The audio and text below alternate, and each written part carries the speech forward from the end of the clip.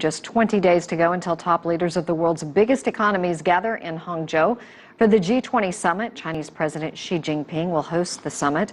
After presiding over the welcoming and opening ceremonies, Xi will attend various events, including a meeting with leaders of the BRICS countries.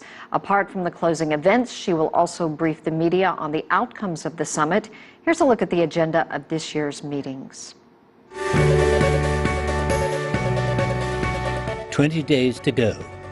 Themed to move towards an innovative, revitalized, interconnected and inclusive world economy, the G20 summit this year is expected to draw global attention as the global economy continues to weaken.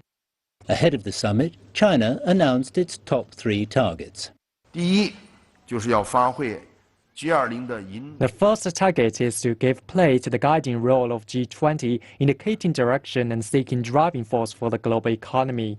The second is to enhance international economic cooperation, sending a strong political signal featuring unity, cooperation, openness, and inclusiveness. The third is to make innovation in mechanism construction and to build a cooperation platform. The summit is expected to have 10 major outcomes, which will include a blueprint for global growth, economic reforms, and trade and investment. Leaders will come up with strategies in fighting climate change and corruption. This year's G20 summit will be the first at which foreign exchange markets will be discussed in detail as leaders work toward advancing financial reforms worldwide.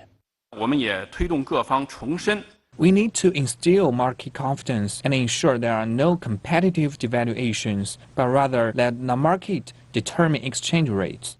Since the 2008 financial crisis, some G20 member states have proposed coming up with an economic stimulus plan, while others remain undecided.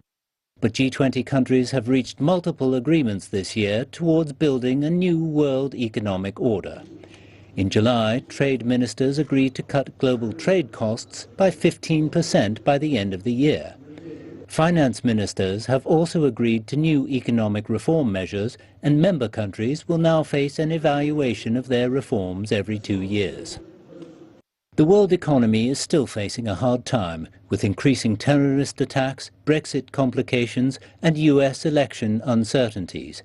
In the face of such a difficult year, hopes run high that the upcoming G20 can pave the way forward.